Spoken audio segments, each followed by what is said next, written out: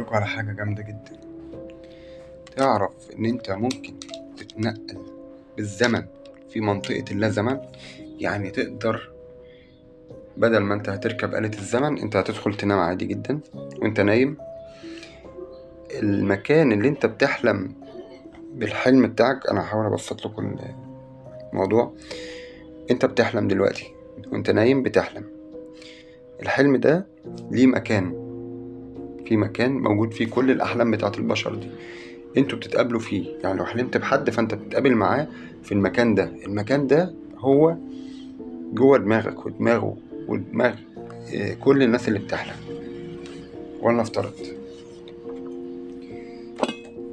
كلنا نايمين بالليل، كلنا بنحلم، فده مكان كلنا موجودين عليه بأحلامنا بدماغنا، موجودين في المكان ده.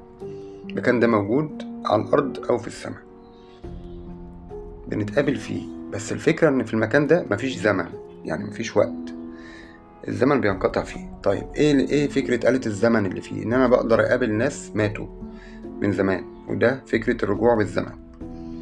ان انا بقابل ناس ميتين في الحلم، وممكن اقابل ناس بقالهم آلاف السنين ميتين، وممكن اقابل ناس ما شفتهمش قبل كده هشوفهم في المستقبل. فانا بقدر اروح المستقبل وبقدر اروح الماضي وبقدر اكون موجود في الحاضر. كل ده موجود جوه احلامنا.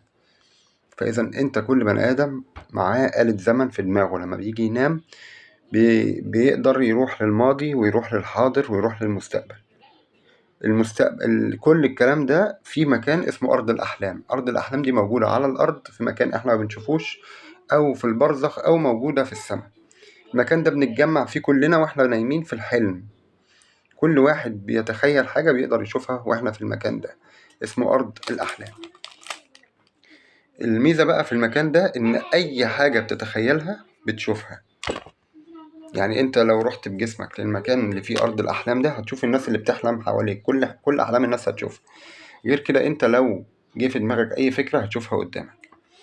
طيب ازاي احنا بنتواصل مع بعض في الحلم من غير ما نشوف بعض وعينينا مقفولة وبقنا مقفول؟ التواصل في الحلم هو تواصل روحاني. يعني نقدر نحلم بحد مش موجود معانا ونشوفه ونتكلم معاه، وهو برضه يحلم بينا، ونصحى الصبح يقول لك انا كنت معاك في الحلم، وانت تقول له اه انا كنت معاك وحصل كذا كذا.